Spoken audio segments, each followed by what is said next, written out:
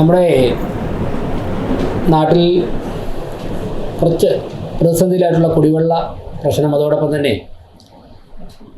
മുന്നറിയിപ്പൊന്നും ഇല്ലാതെ തന്നെയുള്ള power cut, മഴക്കാല പൂർവ്വ ശുചീകരണം, ഇങ്ങനെയുള്ള ചില കാര്യങ്ങളിലാണ് നിങ്ങളുമായി ചർച്ച ചെയ്യാനും നടക്കുന്ന പ്രവർത്തനങ്ങൾ അറിയിക്കുവാനുമാണ് ഒരുമിച്ച് കാണാമെന്ന് കരുതിയത്. ബഹുമാനപ്പെട്ട ജലസേചന വകുപ്പ് മന്ത്രി കഴിഞ്ഞ ദിവസം ഒരു മീറ്റിംഗ് വിളിച്ചിരുന്നു. അപ്പോൾ അതിൻ്റെ അടിസ്ഥാനത്തിൽ ചില വസ്തുതകൾ വീണ്ടും ചർച്ചയാവുകയാണ്. മാധ്യമങ്ങളിൽ നിന്ന് മനസ്സിലാക്കാൻ സാധിച്ചത്, നെയ്യാറിൽ നിന്നും കൂടുതൽ ജലം നഗരത്തിലേക്ക് എത്തിക്കണം എന്നുള്ളൊരു ആലോചന ആ ഉദ്യോഗസ്ഥരുടെ യോഗത്തിൽ ഉണ്ടായിരുന്നു എന്നാണ് മാധ്യമ വാർത്തകളിൽ നിന്ന് മനസ്സിലാക്കാൻ സാധിച്ചത്. ഇത് തന്നെയാണ് ആവശ്യം. അതായത് ഒരു ഉദ്ദേശം 30 വർഷം മുൻപ് ആവിഷ്കരിച്ച പദ്ധതികളാണ് ഇപ്പോഴും തിരുവനന്തപുരം പട്ടണത്തിൽ കുടിവെള്ളം എത്തിക്കുന്നതുമായി ബന്ധപ്പെട്ട് നിലവിലുള്ളത്. ഈ 30 വർഷം മുമ്പുണ്ടായിരുന്ന ജനസംഖ്യ അല്ല ഇപ്പോൾ തിരുവനന്തപുരത്തുള്ളത്. 30 വർഷം ഉണ്ടായിരുന്ന ഫ്ലാറ്റുകളും അതോടൊപ്പം തന്നെ സ്ഥാപനങ്ങളെക്കാൾ നിരവധി എണ്ണം കൂടിയിട്ടുണ്ട്. ജനസംഖ്യ തന്നെ ലക്ഷക്കണക്കിന് നഗരത്തിൽ വർദ്ധിച്ചിട്ടുണ്ട്. ഫ്ലാറ്റുകൾ 100 കണക്കിന് കൂടിയിട്ടുണ്ട്. സ്ഥാപനങ്ങൾ 100 കണക്കിന് കൂടിയിട്ടുണ്ട്. ആശുപത്രികൾ വന്നിട്ടുണ്ട്. മോളുകളൊക്കെ വന്നിട്ടുണ്ട്. ഞാൻ 2 ദിവസം മുമ്പ് USTയിൽ പോയിരുന്നു. USTയിൽ മാത്രം 7000 ജീവനക്കാരുണ്ട്. എല്ലാ വിഭാഗത്തിലും കൂടെ പണിയെടുക്കുന്ന 7000 ജീവനക്കാരുണ്ട്. UST 30 വർഷത്തിനിപ്പുറമാണ് വന്നത്.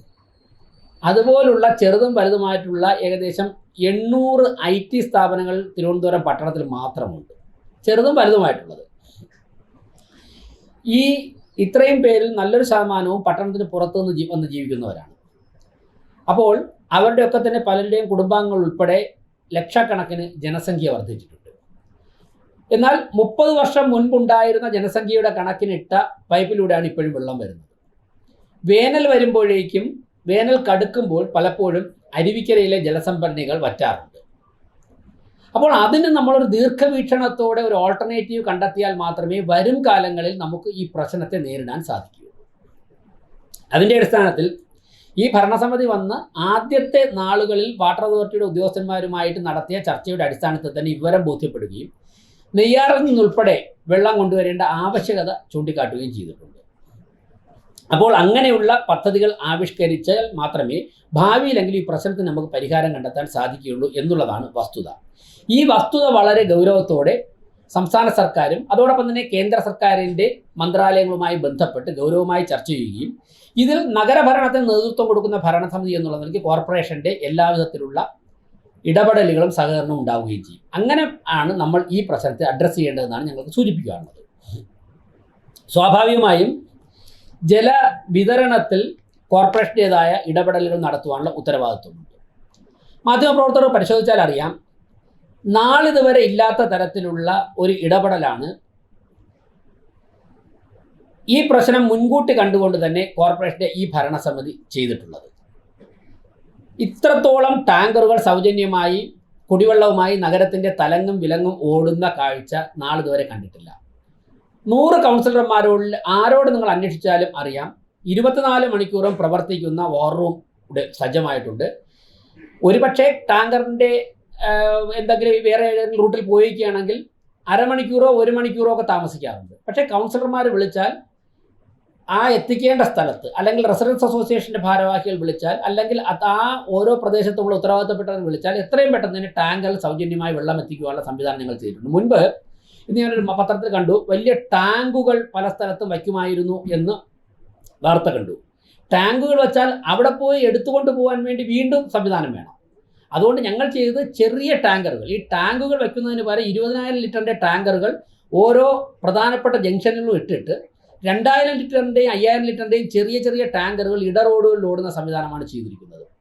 ടാങ്ക് വെച്ച് കഴിഞ്ഞാൽ വെള്ളം എടുക്കാൻ വേണ്ടി വലിയ വലിയ കണ്ടെയ്നറും കൊണ്ട് അവർ പോയി എടുക്കണമല്ലോ, വീണ്ടും അതിൻ്റെ സംവിധാനം വേണമല്ലോ. അത് ജനങ്ങളുടെ ചിലപ്പോൾ കാണില്ല. അതുകൊണ്ട് 20,000 ലിറ്ററിൻ്റെ ടാങ്കർ തന്നെ റോഡിലിട്ടിട്ട് എങ്ങോട്ടാണ് ആവശ്യം അതിലിട്ട് വിട്ടുകൊടുക്കുകയാണ്. അപ്പോൾ അത്രത്തോളം ശുഷ്കാന്തിയോടെ കോർപ്പറേഷൻ്റെ ഉത്തരവാദിത്വം കോർപ്പറേഷൻ ചെയ്തുകൊണ്ടിരിക്കുകയാണ്, ഇനിയും ചെയ്യും. ഓരോ വാർഡിലും ഓരോ ടാങ്കർ വിട്ട് കൊടുത്തിരിക്കുകയാണ്. നാളിതുവരെ തിരുവനന്തപുരം കോർപ്പറേഷൻ ഭരണസമിതി ഇത് ചെയ്തിട്ടില്ല. പിന്നെ ഞാൻ നേരത്തെ പറഞ്ഞതുപോലെ വലിയ പദ്ധതികൾ കൊണ്ടുവരാൻ വേണ്ടി സംസ്ഥാന സർക്കാരിൻ്റെയും കേന്ദ്ര സർക്കാരിൻ്റെയും ഇടപെടലുകൾ വേണം.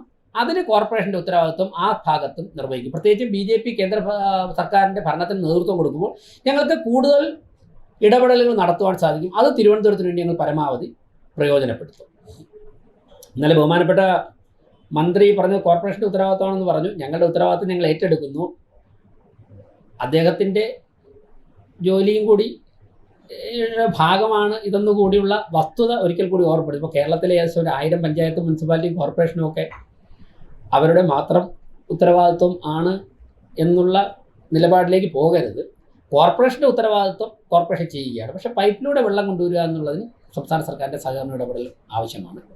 ഞാൻ ഇത്രയും കാര്യങ്ങൾ ഞങ്ങളുടെ ഉത്തരവാദിത്വം ഞങ്ങൾ കൃത്യമായിട്ട് ചെയ്യുന്നുണ്ട്. ഇന്നലെ തന്നെ ബഹുമാനപ്പെട്ട മന്ത്രിയിലെ വാട്ടർ അതോറിറ്റി ഉദ്യോഗസ്ഥരെ വിളിച്ച് ഡയറക്ഷൻ കൊടുത്തത്. അത് വാട്ടർ അതോറിറ്റിയുടെ ഉത്തരവാദിത്വം ആ ഭാഗത്തുള്ളത് കൊണ്ടാണല്ലോ അദ്ദേഹം അത് ചെയ്തത്. ഞാൻ അതിലേക്ക് അലപ്പുറം ഇപ്പം കിടക്കുന്നില്ല. ആവശ്യമാണെങ്കിൽ അതിനോട് ചർച്ചകളാവും.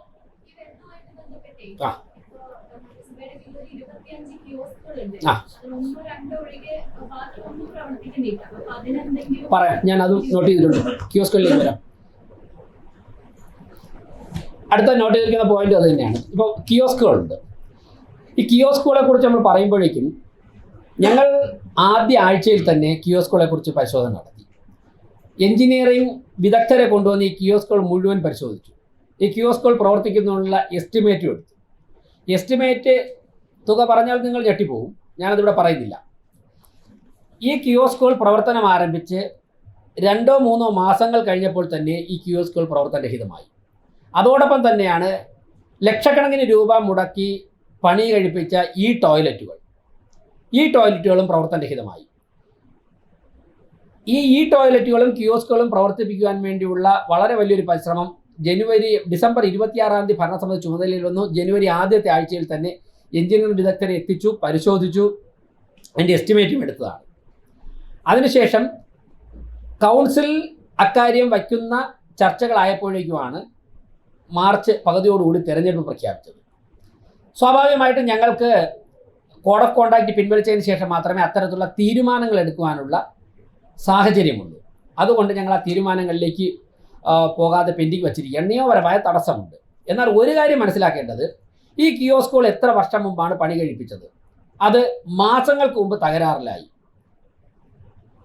ഇങ്ങനെയുള്ള നടപടികൾക്ക് നേതൃത്വം കൊടുത്ത ആരാണെന്ന് മാധ്യമങ്ങൾ ചർച്ച ചെയ്യണം. മുൻ മേയർ പല കാര്യങ്ങളും പറഞ്ഞതുകൊണ്ടാണ് ഞാൻ ഇക്കാര്യങ്ങൾ പറയുന്നത്.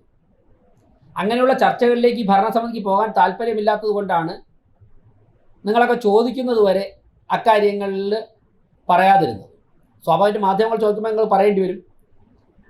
മാസങ്ങൾ മാത്രം ലക്ഷക്കണക്കിന് രൂപ മുടക്കി ഈ കിയോസ്കുകൾ സ്ഥാപിച്ച്, ഈ ടോയ്ലറ്റുകൾ സ്ഥാപിച്ച് മാസങ്ങൾ കഴിയുമ്പോഴും അത് പണിമുടക്കുന്ന ഒരു സാഹചര്യം വരുമ്പോൾ ആ പ്രവർത്തനങ്ങൾ ആരാണ് നടത്തിയത്, ആ പ്രവർത്തനങ്ങൾ ആരാണ് ഏൽപ്പിച്ചത്, അതിനെക്കുറിച്ചൊക്കെ ചർച്ച ചെയ്യേണ്ടതായിട്ടുണ്ട്.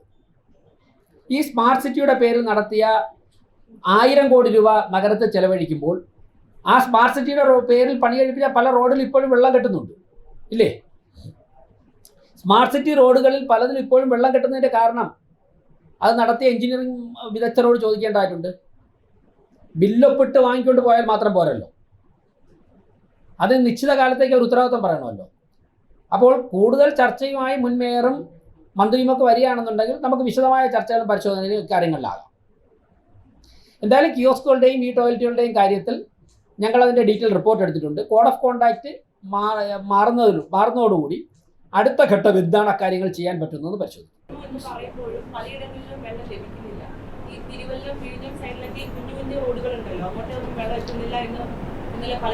അതിൽ താങ്കൾ പറഞ്ഞത്, താങ്കൾ തന്നെ അവിടെ പോയി റിപ്പോർട്ട് ചെയ്ത കാര്യം ശ്രദ്ധയിൽ വന്നിരുന്നു.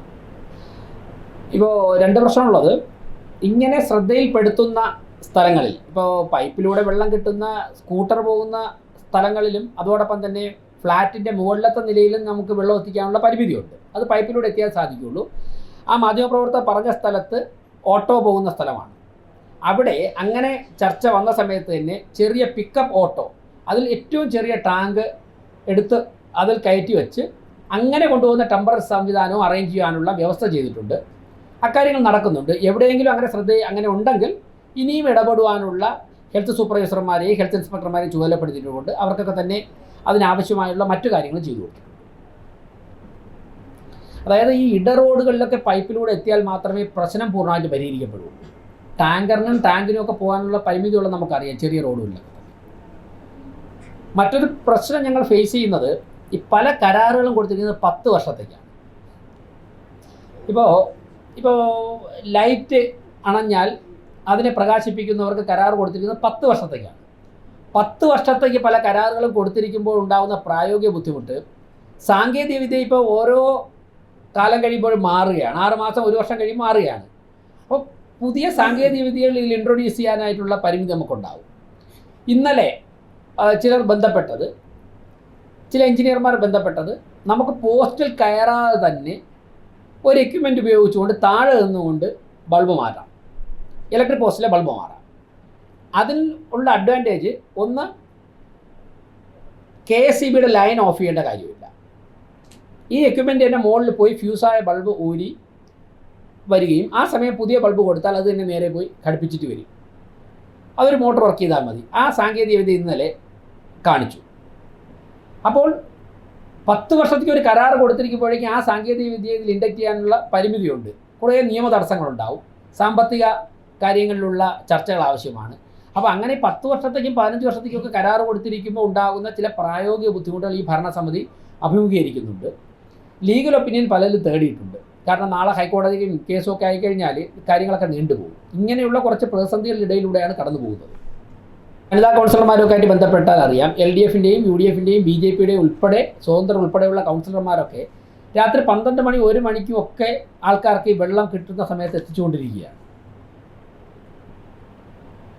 ഇനി അടുത്ത മഴക്കാല പൂർവ്വ ശുചീകരണവുമായി ബന്ധപ്പെട്ടാണ്. നിങ്ങൾ മാധ്യമപ്രവർത്തകർ ശ്രദ്ധിച്ചാണ്, ഞങ്ങൾ വളരെ നേരത്തെ തന്നെ മഴക്കാല പൂർവ്വ ശുചീകരണം ആരംഭിച്ചു. ഇപ്പോൾ ഐശ്വര്യ ഹോട്ടൽ തകരപ്പറമ്പ് ഭാഗത്ത്, അതുപോലെ തന്നെ തമ്പാനൂർ ജോയി വീണ സ്ഥലത്ത്, അത് റെയിൽവേയുടെ പ്രോപ്പർട്ടിക്കകത്താണ്, ഇവിടെ നിന്നൊക്കെ മാറ്റി. ഇന്നലെ കിട്ടിയ കണക്ക് 100 ലോഡ് മണ്ണിൽ കൂടുതൽ, മണ്ണും മാലിന്യം ഉൾപ്പെടെ 100 ലോഡിൽ കൂടുതൽ മാറ്റിയിട്ടുണ്ട്. ഈ ഒരു ലോഡ് പോലും കരയിൽ കോരി വച്ചത് നിങ്ങൾ കണ്ടു കാണില്ല, ഒരിടത്ത് പോലും. ഐശ്വര്യ താരപ്പറമ്പ് റോഡിലൊക്കെ പോയി നോക്കും, ഒരു ദിവസം പോലും. ഇപ്പോൾ വഞ്ചൂരിൽ ചില സ്ഥലത്ത് മാറ്റിയപ്പോൾ ഞാൻ കൊണ്ടുവന്നിട്ടാണ് മാറ്റിയത്. ടിപ്പർ ഉൾപ്പെടെ കൊണ്ടുവന്നിട്ടാണ് JCB വെച്ച് മാറ്റുന്നത്. നമ്മൾ പലപ്പോഴും കോരി നോക്കാം, അന്വേഷിക്കാം. പേട്ടയിൽ കണ്ണമ്മൂലയിൽ അങ്ങനെ ഉണ്ടെങ്കിൽ അന്വേഷിക്കാം. ഒരു സ്ഥലത്ത് പോയ ദിവസം ഞാനവിടെ ഉണ്ടായിരുന്നു, നമ്മുടെ സ്റ്റാൻഡിംഗ് കമ്മിറ്റി ചെയർമാൻ്റെ സ്ഥലത്താണ്. അങ്ങനെ ഉണ്ടെങ്കിൽ അന്വേഷിക്കാം. ഞാൻ ഈ ഉറപ്പ് പറഞ്ഞ സ്ഥലങ്ങളിൽ നിങ്ങൾ പോയി നോക്കിയാൽ അറിയാം, 100 ലോഡിൽ കൂടുതൽ മാറ്റിയിട്ടും കരയിൽ കോരി വെച്ചിട്ടില്ല. അപ്പോൾ ആ നിർദ്ദേശം ഉൾപ്പെടെ കൊടുത്താണ് മാറ്റുന്നത്. പക്ഷേ ഓപ്പറേഷൻ അനന്തയ്ക്ക് ശേഷം ഈ ആമേഴഞ്ചാൻ തോടിൻ്റെ പറഞ്ഞ ഭാഗത്തുനിന്ന് ഇന്നുവരെ മണ്ണ് കോരിയിട്ടില്ല. അതുൾപ്പെടെ ഞങ്ങളിപ്പോൾ മാറ്റിക്കൊണ്ടിരിക്കുകയാണ്. അപ്പോൾ പരമാവധി കോർപ്പറേഷനെ കൊണ്ട് ചെയ്യാൻ പറ്റുന്ന കാര്യങ്ങൾ ചെയ്യുന്നുണ്ട്. ഇത്രയും നേരത്തെ ഇതുവരെയും അത് ചെയ്തിട്ടില്ല. ആ പ്രവർത്തനം ഞങ്ങൾ വളരെ നന്നായിട്ട് ചെയ്യുന്നുണ്ട്.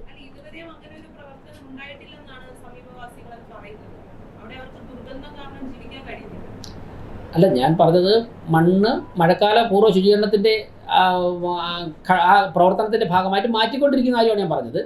ദുർഗന്ധം കാരണം ജീവിക്കാൻ സാധിക്കാത്ത ഒരുപാട് പ്രദേശങ്ങളുണ്ട്. അതിനുള്ള മെക്കാനിസം നമ്മൾ കണ്ടെത്തണം. അത് ഞങ്ങളുടെ ചർച്ചയിലുണ്ട്. ഞാൻ പറഞ്ഞു വരുമ്പോഴേക്കും പൂർത്തിയാകുമ്പോൾ ശരിയാവും. പറയാം, സമയം ഇപ്പോൾ പെട്ടെന്ന് പറയാൻ പറ്റില്ല. എന്താണ് പരിഹരിക്കാൻ ആലോചിക്കുന്ന മെക്കാനിസം എന്ന് ഇപ്പോൾ പറയാം. അത് എഞ്ചിനീയർ വിദഗ്ധരും അതിൻ്റെ കോൺട്രാക്റ്റ് എടുക്കുന്ന വർക്കിൻ്റെ ഡ്യൂറേഷനൊക്കെ അറിഞ്ഞതിന് ശേഷം മാത്രമേ എപ്പോൾ അവസാനിക്കുമെന്ന് പറയാൻ സാധിക്കുള്ളൂ. പറയാം.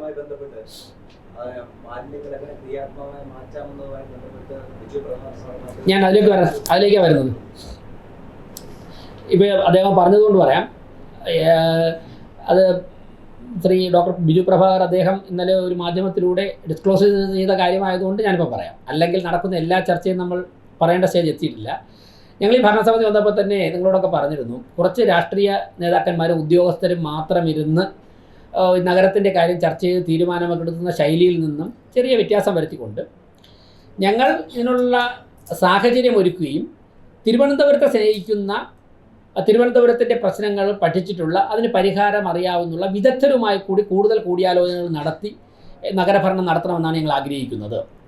അപ്പോൾ അതിൻ്റെ അടിസ്ഥാനത്തിൽ ആശയപരമായി ഒരുപക്ഷെ ഈ ഭരണസമിതിയുമായിട്ട് യോജിക്കാൻ സാധിക്കാത്തവർക്കും തിരുവനന്തപുരം നഗരത്തിൻ്റെ വികസനവുമായി യോജിക്കാൻ കഴിയുന്ന നിരവധി പേരുണ്ട്. അവരെ അത്തരത്തിൽ ഞങ്ങൾ അവരുമായിട്ട് സഹകരിക്കാൻ തയ്യാറാണ്. അങ്ങനെ അതിൻ്റെ അടിസ്ഥാനത്തിൽ മുൻ ജില്ലാ കളക്ടർ മുതിർന്ന IAS ഉദ്യോഗസ്ഥനായിട്ടുള്ള ശ്രീ ബിജു പ്രഭാകർ, അദ്ദേഹം നല്ല എക്സ്പീരിയൻസ് ആളാണ്. തിരുവനന്തപുരം 1970 മുതൽ തിരുവനന്തപുരത്ത് പല പ്രവർത്തനങ്ങളുമായി വിദ്യാർത്ഥിയായിരുന്ന സമയം മുതൽ ബന്ധമുള്ള ആളാണ്. അദ്ദേഹവുമായി ചില കാര്യങ്ങൾ ആശയവിനിമയം നടത്തി ഉടൻ തന്നെ അദ്ദേഹം കോർപ്പറേഷനിൽ എത്തുകയും മണിക്കൂറുകളോളം തിരുവനന്തപുരത്തിൻ്റെ പല സാഹചര്യങ്ങളെക്കുറിച്ച്, സാധ്യതകളെക്കുറിച്ച്, പ്രശ്നങ്ങൾ എങ്ങനെ പരിഹരിക്കാമെന്നുള്ളതിനെക്കുറിച്ചുള്ള അദ്ദേഹത്തിൻ്റെ എക്സ്പീരിയൻസ് ഷെയർ ചെയ്തു. അതോടൊപ്പം തന്നെ ഇന്ന് രാവിലെ ഒരു പ്രമുഖ ആർക്കിടെക്റ്റ് ടെലഫോണിൽ ചില കാര്യങ്ങൾ മേയർ ആവശ്യപ്പെട്ടപ്പോൾ അതിൻ്റെ ഡയഗ്രാം ഉൾപ്പെടെയുള്ള കാര്യങ്ങളുമായിട്ട് വന്നിരുന്നു. രാവിലെ 10 മണിക്ക് ഞാൻ അരമണിക്കൂർ അദ്ദേഹമായിട്ട് ചർച്ച. അദ്ദേഹം വളരെ പെട്ടെന്ന് തന്നെ 3 ദിവസം മുമ്പാണ് ആവശ്യപ്പെട്ടത്. പക്ഷേ അദ്ദേഹം കൃത്യമായിട്ട് അദ്ദേഹത്തിൻ്റെ ഒരു പ്ലാനുമായിട്ട് വന്നിരുന്നു. അടുത്ത ദിവസം ഈ വിദഗ്ധരുമായിട്ട് ഇരിക്കുന്നുണ്ട്. അവരുമായൊക്കെ ചർച്ച ചെയ്തിട്ട് ഈ പ്രശ്നങ്ങൾ എങ്ങനെ പരിഹരിക്കാം. കഴിഞ്ഞ ദിവസം USTയിൽ പോയി, വെറുതെ അല്ല, USTയിൽ പോയി അവരുടെ സീനിയർ സയൻറ്റിസ്റ്റുകളുമായൊക്കെ ഇരുന്നത് ആക്കുളം കായലുമായി ബന്ധപ്പെട്ട് എൻജിനീയറിംഗ് ഈ ടെക്നോ പാർക്ക് മേഖലയിലുള്ളവർക്ക് IT പ്രൊഫഷണൽസ്, IT കമ്പനികൾക്ക് അക്കാര്യങ്ങൾ ഏത് രീതിയിൽ ഇടപെടാൻ സാധിക്കും, ആ പ്രശ്നങ്ങൾ എങ്ങനെ പരിഹരിക്കുക, അതിനെക്കുറിച്ച് ചർച്ച ചെയ്യാനാണ്. അപ്പോൾ എല്ലാ തരത്തിലുമുള്ള ഇടപെടലുകളും ചർച്ചകളും നടക്കുന്നുണ്ട്. അത് ഒരു പരിഹാരത്തിലേക്ക് നയിക്കും. അപ്പോഴേക്കും നമുക്ക് നമ്മുടെ പ്രതീക്ഷയ്ക്കനുസരിച്ച് നഗരത്തെ എത്തിക്കാൻ സാധിക്കും. ഇപ്പം ബിജു പ്രഭാകർ സാർ വളരെ തൃപ്തികരമായിട്ടല്ലേ സംസാരിച്ചതെന്നല്ലേ. ആമേഴഞ്ചാൻ തോടിലൂടെ ഈ ഡ്രെയിനേജ് വേസ്റ്റ്, സിവറേജ് വേസ്റ്റൊക്കെ വ്യക്തികൾ ഉൾപ്പെടെ ഒഴുക്കുന്നുണ്ട്, സ്ഥാപനങ്ങൾ ഒഴുക്കുന്നുണ്ട്, വ്യക്തികൾ ഒഴുക്കുന്നുണ്ട്. ഇതെങ്ങനെ പ്രിവെൻറ്റ് ചെയ്യാമെന്നുള്ള ഒരു അഡ്വൈസാണ് അദ്ദേഹത്തിൽ തേടിയത്. നമ്മൾ ഇതുവരെയും ചർച്ചയിൽ വരാത്ത വളരെ നല്ല മെക്കാനിസമാണ് അദ്ദേഹം പറഞ്ഞത്. കൂടുതൽ സ്ഥലം അക്വയർ ചെയ്യാതെ തന്നെ നമുക്ക് ഈ പ്രശ്നത്തിൽ പരിഹാരം കണ്ടെത്താം. പലരോട് ചർച്ച ചെയ്തപ്പോഴും അത് വളരെ പോസിറ്റീവായിട്ടുള്ള സപ്പോർട്ടാണ് അതിന് കിട്ടിയിട്ടുള്ളത്.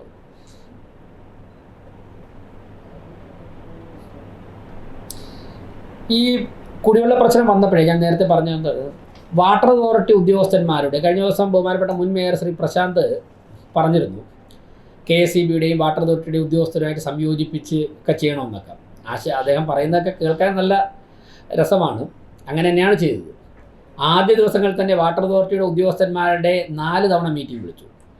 ബഹുമാനപ്പെട്ട മുഖ്യമന്ത്രി പങ്കെടുത്ത ആറ്റുകാലിൽ നടന്ന യോഗത്തിൽ കുടിവെള്ള പ്രശ്നം ഉയർന്നു വരികയും മുഖ്യമന്ത്രി പോയതിനു ശേഷം ബഹുമാനപ്പെട്ട മന്ത്രി V ശിവൻകുട്ടി ഇടപെട്ട് വാട്ടർ അതോറിറ്റി ഉദ്യോഗസ്ഥന്മാർക്ക് കർശനമായ നിർദ്ദേശം, അവിടെ മാധ്യമപ്രവർത്തകർ ഉണ്ടായിരുന്നെങ്കിൽ അറിയാം, കർശനമായ നിർദ്ദേശം കൊടുക്കുകയും ചെയ്തു. ഇവിടെ വാട്ടർ അതോറിറ്റി സൂപ്രണ്ടിങ് എഞ്ചിനീയറും കുടിവെള്ള പ്രശ്നമുള്ള വാർഡുകളിലെ കൗൺസിലർമാർ ഉൾപ്പെടെ മീറ്റിംഗ് നടത്തിയ സമയത്ത് ഞാൻ തന്നെ ചോദിച്ചു, തിരുവനന്തപുരം കോർപ്പറേഷൻ ഈ കുടിവെള്ള പ്രശ്നം പരിഹരിക്കാൻ വേണ്ടി എന്താണ് ചെയ്തു തരേണ്ടത്? ഞങ്ങളുടെ ഭാഗത്തുനിന്ന് ഇനി എവിടെയെങ്കിലും ബില്ലുകൾ പെൻഡിങ് ഉണ്ടോ? എന്ത് ചെയ്തു തരണം? ഒരു സഹായവും തിരുവനന്തപുരം കോർപ്പറേഷൻ്റെ ഭാഗത്തുനിന്ന് വാട്ടർ അതോറിറ്റി ആവശ്യപ്പെട്ടിട്ടില്ല.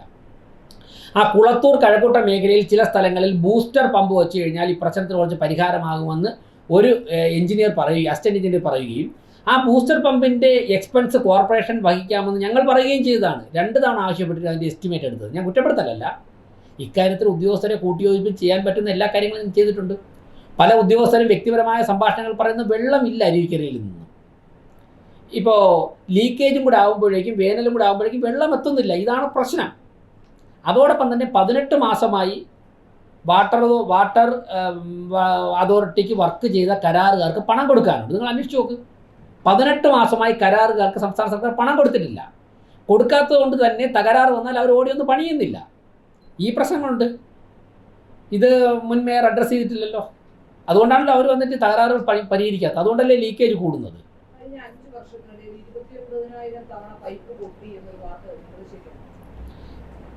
കറക്റ്റ് എണ്ണം രേഖാമൂലം എനിക്ക് കിട്ടിയിട്ടില്ല. ഇത്തരത്തിലുള്ള വാർത്ത ഞാൻ കേട്ടു. എന്തായാലും പൈപ്പ് പൊട്ടിയിട്ടുണ്ട് പല സ്ഥലങ്ങളിൽ, ഇപ്പോഴും പൊട്ടിക്കൊണ്ടിരിക്കും. ഇപ്പോൾ എൻ്റെ വാർഡിൽ കുലശേഖരം, അവിടെ ശിവക്ഷേത്രത്തിൻ്റെ മുമ്പിൽ പൈപ്പ് പൊട്ടുന്ന 4 തവണ ഞാൻ വാട്ടർ അതോറിറ്റിയായിട്ട് ബന്ധപ്പെട്ടു. സൂപ്രണ്ടിങ് എഞ്ചിനീയർ തന്നെ വിളിച്ചു. അതുപോലെ പലയിടത്തും പൈപ്പ് പൊട്ടിയിട്ട് ഇന്ന് ഒരു വീട്ടിൽ നിന്ന് പൈപ്പ് പൊട്ടിയിട്ട് ഒരാഴ്ച കൊണ്ട് വെള്ളം ഒഴിക്കുക എന്ന് പറഞ്ഞ് ഇന്ന് രാവിലെ ഒരു കോൾ വന്നു. കരാറുകാരെ വിളിച്ച് പറഞ്ഞാൽ അവർക്ക് ബില്ല് കൊടുക്കാത്തതുകൊണ്ട് ഇവരൊന്നും പരിഹരിക്കുന്നില്ല. ഇപ്പം ഞങ്ങൾക്ക് കോർപ്പറേഷൻ ഇറങ്ങി ഇപ്പോൾ റോഡ് കുഴിച്ചിട്ട് ഇത് പരിഹരിക്കാനുള്ള മെക്കാനിസം ഞങ്ങൾക്കില്ല, അതിൻ്റെ പെർമിഷനും ഇല്ലല്ലോ. ഇനി മഴ വന്നാൽ ഉണ്ടാകുമെന്ന പ്രശ്നം എന്താണ്? വേറൊന്ന് നമ്മുടെ മാൻ ഹോളുകളൊക്കെ തന്നെ ഓവർഫ്ലോ ആവും. ഈ കരാറുകാർക്ക് നേരെ പൈസ കൊടുത്തില്ലെങ്കിൽ ഈ സിവറേജുകാർ വന്നിട്ട് ഈ വർക്ക് ചെയ്യില്ല. അപ്പോഴും ജനം കൗൺസിലറെയാണ് വിളിക്കുന്നത്. ഞങ്ങൾക്ക് ചെയ്യാനുള്ള അധികാരവുമില്ല, മെക്കാനിസവും ഇല്ലല്ലോ. അതിന് ഫണ്ട് മുടക്കണമെങ്കിൽ കോർപ്പറേഷൻ മുടക്കാൻ തയ്യാറാണ്. ഇന്നലെ ബഹുമാനപ്പെട്ട മന്ത്രി പറഞ്ഞാണെന്നുണ്ടെങ്കിൽ ഇതൊക്കെ ഞങ്ങളുടെ ഉത്തരവാദിത്തമാണെങ്കിൽ ഈ ഉദ്യോഗസ്ഥരെയും ഇവരെയും നിയന്ത്രിക്കാനോ ഒന്നും ചെയ്യാനുള്ള സംവിധാനം. അല്ലെങ്കിൽ കോർപ്പറേഷനകത്തുള്ള ബില്ല് എന്തെങ്കിലും കൊടുക്കണമെങ്കിൽ ഞങ്ങൾ കൊടുക്കാം. കോർപ്പറേഷൻ ആ സാമ്പത്തിക ഉത്തരവാദിത്തം ഏറ്റെടുക്കാൻ തയ്യാറാണ്, കോർപ്പറേഷൻ്റെ ഉള്ളിലെ പ്രശ്നം പരിഹരിക്കാൻ വേണ്ടി.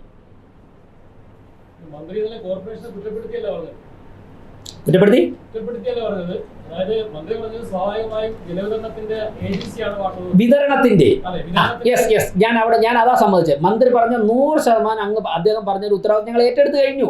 അതുകൊണ്ടാണ് 210 ടാങ്കറുകൾ തലങ്ങും വിലങ്ങും ഓടുന്നത്. വിതരണം, ജലവിതരണം, യെസ്, ആ വിതരണം ഞങ്ങൾ നടത്തിക്കൊണ്ടിരിക്കുന്നു. ഇനിയും അത് എവിടെയെങ്കിലും എത്തേണ്ടതായിട്ടുണ്ടെങ്കിൽ കൗൺസിലർ വാട്ടർ അല്ല, അപ്പൊ കോർപ്പറേഷന്റെ ഉത്തരവാദിത്വം എന്തെന്നാ പറഞ്ഞത്?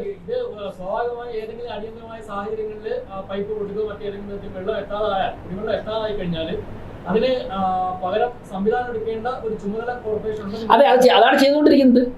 ഞാൻ പറഞ്ഞ ആ ഉത്തരവാദിത്തമാണ് മന്ത്രി ഇന്നലെയല്ലേ പറഞ്ഞത്. ഞങ്ങൾ ജനുവരി മാസം മുതൽ ചെയ്തുകൊണ്ടിരിക്കുകയാണെന്നേ. കോർപ്പറേഷൻ്റെ ആ ഉത്തരവാദിത്തം ഞങ്ങൾ ചെയ്തുകൊണ്ടിരിക്കുകയാണ്.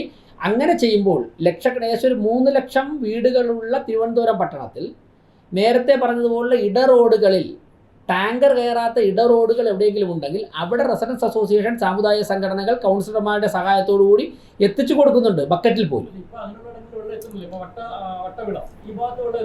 അല്ല, അവിടെ ഈ സൈക്കിളും സ്കൂട്ടറും മാത്രം പോകുന്ന റോഡാണെങ്കിൽ പരിമിതിയുണ്ട്. കൗൺസിലർമാർക്ക് ആ ഇടറോഡിലുള്ള എല്ലാ വീട്ടിലും ബക്കറ്റിൽ വെള്ളം കൊണ്ടു കൊടുക്കാൻ സാധിക്കില്ല. അത് ചെയ്യാം, അത് ആവശ്യം വരുന്ന സ്ഥലങ്ങളിൽ ചെയ്യാൻ കഴിയുന്നതുപോലെ ചെയ്യുന്നുണ്ട്. കൗൺസിലർമാർ പലയിടത്തും ഹോസിട്ട് അവരുടെ അപ്പോൾ എടുക്കുന്ന തീരുമാനം വെച്ച് തന്നെ ആ വാർഡ് കമ്മിറ്റിയും കൗൺസിലർമാരൊക്കെ ചെയ്യുന്നുണ്ട്. അപ്പോൾ ആ സ്ഥലത്തുള്ള എല്ലാ കൗൺസിലർമാരും, തിരഞ്ഞെടുക്കപ്പെട്ട കോർപ്പറേഷനിലെ 100 കൗൺസിലർമാരും വളരെ ശുഷ്കാന്തിയോടുകൂടി അവരക്കാര്യം ചെയ്യുന്നുണ്ട്. കഴിഞ്ഞ ദിവസം മാധ്യമങ്ങളോട് സംസാരിച്ചപ്പോൾ ഇത്തരം പ്രതിസന്ധികളിൽ എങ്ങനെയാണ് മുന്നോട്ട് പോയത് എന്നുള്ളത് അദ്ദേഹം മേയറായിരിക്കുന്ന കാലത്ത് ചെയ്തതാണ്. അത് എങ്ങനെയാണ്, അതായത് ഒരു തുറന്ന സംവാദത്തിന് സംവാദത്തിനുള്ള വെല്ലുവിളി ഏറ്റെടുക്കുന്നു ടി കെ പ്രശാന്ത് പറഞ്ഞു. ഞാനൊരു കാര്യം പറയാം. നമുക്കെല്ലാ കാര്യങ്ങളും അറിയാം, സംവാദമൊക്കെ നമുക്കാവാം, സംവാദവും കാര്യങ്ങളൊക്കെ ആവാം. ഈ പ്രശ്നമാണ് പരിഹരിക്കേണ്ടത്. 45 വർഷം ഭരിച്ച ഒരു സിസ്റ്റമാണ് 3 മാസമായ ഒരു ഭരണസമിതിയെ ഇത്തരത്തിലുള്ള കാര്യങ്ങൾ സംസാരിക്കാൻ നിൽക്കുന്നത്. ഒരു ഗവൺമെൻറ്റും ഒരു മുൻ മേയർ, ഒരു മന്ത്രിയൊക്കെ ഇറങ്ങി നിന്നിട്ട് തെറ്റായ വാർത്തകൾ പ്രചരിപ്പിക്കുന്ന ശൈലി അവസാനിപ്പിക്കണം. ഞാൻ വേറെ ചോദിക്കട്ടെ, വിളപ്പിൽശാല പൂട്ടിയതിന് ശേഷം ഓൾട്ടർനേറ്റീവ് പ്രശാന്തിൻ്റെ കാലത്ത് ഉൾപ്പെടെ എന്തെങ്കിലും ചെയ്തിട്ടുണ്ടോ? ഒരു മാലിന്യ പ്ലാന്റ് കാണിക്കാമോ? നിങ്ങൾ പറയൂ, എവിടെയാണ് മാലിന്യ പ്ലാന്റ്? കോടികൾ മുടക്കിയല്ലോ കിച്ചൺ ബിൻ്റെ കാര്യം പറഞ്ഞുകൊണ്ട്. എത്ര കിച്ചൺ ബിൻ തിരുവനന്തപുരം പട്ടണത്തിൽ പ്രവർത്തിക്കുന്നുണ്ട്? 30-35 വർഷം മുമ്പ് മാലിന്യ പ്ലാന്റ് പൂട്ടിയിട്ട് ഇന്ന് വരെ ഒരു ബദൽ സംവിധാനത്തെക്കുറിച്ച് ആലോചിച്ചിട്ടില്ലല്ലോ. എവിടെയാണ് കൊണ്ടുപോകുന്നതെന്ന് അന്വേഷിച്ചിട്ടുണ്ടോ തിരുവനന്തപുരം കോർപ്പറേഷനിലെ ഫുഡ് വേസ്റ്റ്?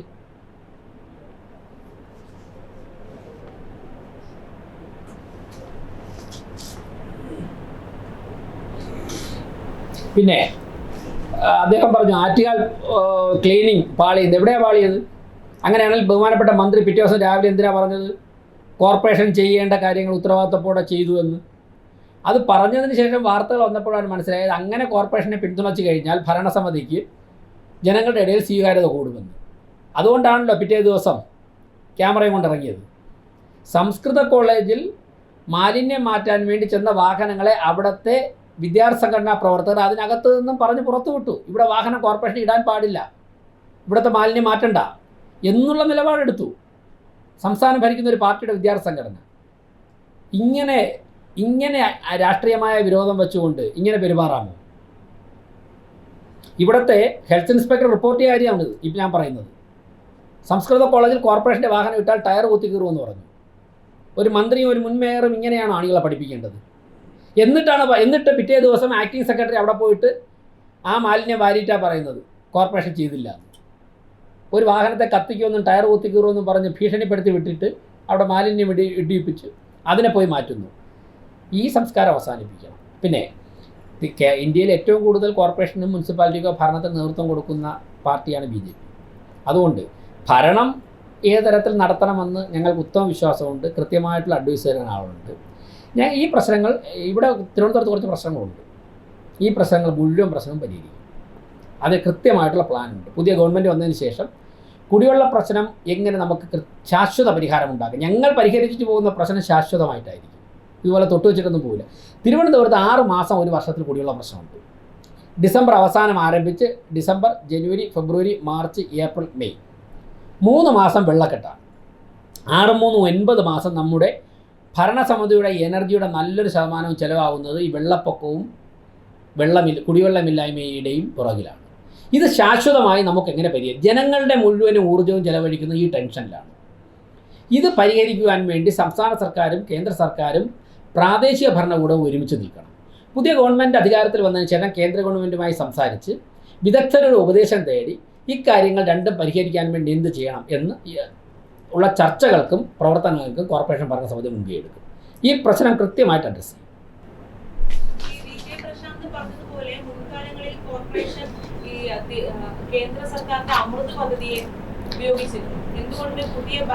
ആണല്ലോ പറഞ്ഞത്. ഞങ്ങൾക്ക് മാർച്ച് 15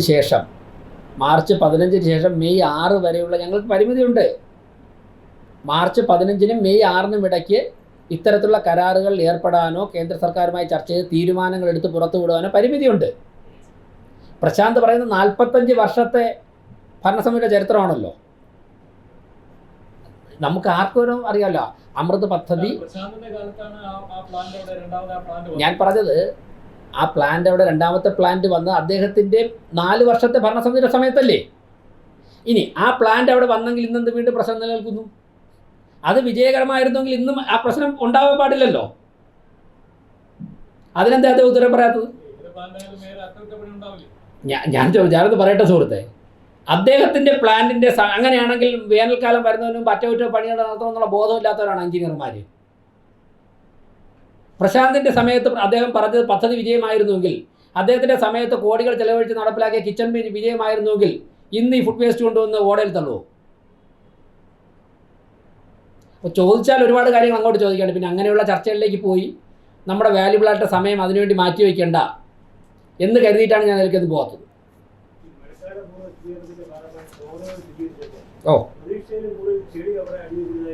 ഉണ്ട്. അതായത് കിട്ടിയ വിവരം ഓപ്പറേഷൻ അനന്തയ്ക്ക് ശേഷം ഇതുവരെ മണ്ണ് മാറ്റിയിട്ടില്ല. അവിടേക്ക് ഒഴുകി വരുന്ന കുറച്ച് മുകളിലിടുന്ന പ്ലാസ്റ്റിക് ഉൾപ്പെടെയുള്ള കുറച്ച് ചപ്പുചവറുകൾ ജനങ്ങൾ വലിച്ചെറിയുന്നത് തന്നെയാണ്. അത് മാറ്റേണ്ട ഉത്തരവാദിത്വം കോർപ്പറേഷനാണ്. പക്ഷേ ഈ മണ്ണൊലിച്ച് വന്നടിയുന്നത് സ്വാഭാവികമായിട്ടും മൈനർ ഇറിഗേഷനും മേജർ ഇറിഗേഷനും ഒക്കെ തന്നെ ഓരോ വർഷവും ഇടവിട്ട് മാറ്റേണ്ടതാണ്. മാറ്റിയിട്ടില്ല. ഞങ്ങൾ മാറ്റിയ 100 ലോഡ് മണ്ണിൽ ഒരു 5-8 ലോഡ് മറ്റുള്ള മാലിന്യം ഉണ്ടാവും. ബാക്കി മുഴുവനും മണ്ണ് തന്നെയാണ്. വർഷങ്ങളായി മാറ്റിയിട്ടില്ല. അതാണ് കോർപ്പറേഷൻ ഞങ്ങളുടെ ചെലവിൽ ഇപ്പോൾ മാറ്റിക്കൊണ്ടിരിക്കുന്നത്.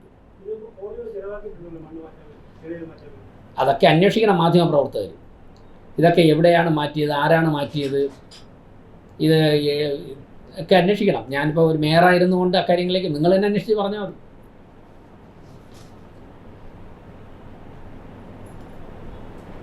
അപ്പോൾ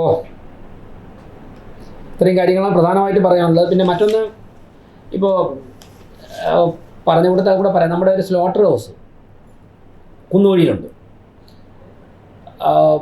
അത് ഉദ്ഘാടനം നടത്തിയിരുന്നു. അവിടെ ചെന്ന് കഴിഞ്ഞാൽ അറിയാം. ബഹുമാനപ്പെട്ട മുൻ മന്ത്രിയുടെ പേരൊക്കെ എഴുതി വെച്ചിട്ട് കല്ലൊക്കെ ഇട്ടിട്ടുണ്ട്. നിങ്ങൾ കണ്ടു കാണും. ഉദ്ഘാടന വാർത്തയൊക്കെ കൊടുത്തിട്ടുണ്ട്. അപ്പോൾ അതറിഞ്ഞിട്ട് ഞങ്ങളുടെ ഒരു ടീം കഴിഞ്ഞ ദിവസം അവിടെ പോയിരുന്നു. അവിടെ ഇലക്ട്രിക് കണക്ഷൻ പോലും കിട്ടിയിട്ടില്ല. ആലോചിച്ച് നോക്കുക. മൃഗങ്ങളെ ഇറച്ചിയാക്കാൻ വേണ്ടി കൊണ്ടുവരാൻ വേണ്ടി ബഹുമാനപ്പെട്ട തദ്ദേശ മന്ത്രി ഉദ്ഘാടനം ചെയ്ത സ്ഥാപനത്തിൽ ഇലക്ട്രിക് കണക്ഷൻ കിട്ടിയിട്ടില്ല. പിന്നെ എങ്ങനെ അത് പ്രവർത്തിക്കുന്നത്? അവിടുത്തെ ETP പ്ലാന്റ് വന്നിട്ടില്ല. അപ്പോൾ കെട്ടിടം കെട്ടിയിട്ട് കുറച്ച് മെഷീനറി കൊണ്ടുവച്ചു എന്നുള്ളതിലപ്പുറം ഒരു പ്രവർത്തനം നടന്നിട്ടില്ല. അതിനുശേഷം ഈ ഭരണസമിതി മുൻകൈ എടുത്ത് അടിയന്തര സാഹചര്യത്തിൽ KSEBയുടെ ഉൾപ്പെടെ ഉദ്യോഗസ്ഥരുമായി നിരന്തരം ചർച്ച, ഒരു ദിവസം 3-4 തവണ മേയറുടെ ഓഫീസിൽ നിന്നും ഫോളോ അപ്പ് ചെയ്ത് ഇന്നലെ ഉച്ചയ്ക്കാണ് KSEBയുമായി ഇലക്ട്രിക് കണക്ഷൻ കിട്ടാനുള്ള കരാർ ഒപ്പിട്ടത്.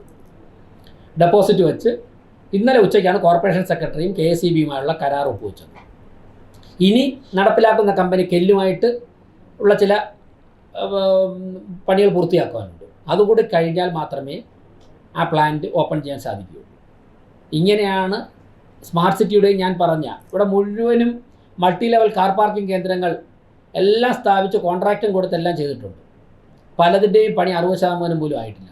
ആയ സ്ഥലങ്ങളിൽ തന്നെ ഈസി ആയിട്ട് വാഹനങ്ങൾ കൊണ്ടുപോകാൻ പറ്റുന്ന സ്ഥലമല്ല. അപ്പം ഇങ്ങനെ കുറേ പ്രശ്നങ്ങളുണ്ട്. 1000 കോടി സ്മാർട്ട് സിറ്റിയുടെ പേരിലൂടെ ചിലവാക്കിയതിൻ്റെ പിന്നിലും ഇങ്ങനെ കുറേ സാഹചര്യങ്ങളുണ്ട്.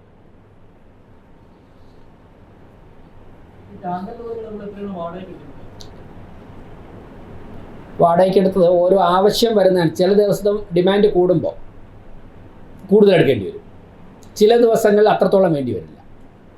ഇപ്പോൾ ആൾക്കാർ വീട്ടിൽ നിൽക്കുന്ന ദിവസങ്ങളിൽ വെള്ളി, ശനി, ഞായറൊക്കെ വാഹനങ്ങളുടെ എണ്ണം കൂടുതൽ വേണ്ടി വരും. എക്സാക്റ്റ് ഓരോ ദിവസമുള്ള എണ്ണം വേരി ചെയ്തിരിക്കും. പറയാം, ഡിമാൻഡ് വരുന്നതനുസരിച്ചാണ് വാഹനം എടുക്കുന്നത്. ഹെൽത്തിൽ നിന്ന് അതിൻ്റെ ഇന്നലെ വരെയുള്ള റിപ്പോർട്ട് അവിടെ ചോദിച്ചാൽ കിട്ടും. ഉണ്ട്, വാഹനം ഓടുന്നുണ്ട്. ചില സ്ഥലങ്ങളിൽ ആ ദിവസങ്ങൾ വേണ്ടി വരില്ല. കൗൺസിലർമാർ വിളിക്കുന്ന അനുസരിച്ചിട്ടാണ്. കോർപ്പറേഷന് ചെറുതും വലുതുമായിട്ട് കോർപ്പറേഷന് 9-10 ടാങ്കർ വലിയ ടാങ്കറുണ്ട്. ഞാൻ എക്സാക്റ്റ് എണ്ണം തരാം. ഓരോ ഇത്ര ലിറ്റർ എന്നുള്ളത് ഓരോന്നിൻ്റെ കണക്ക് തരാം.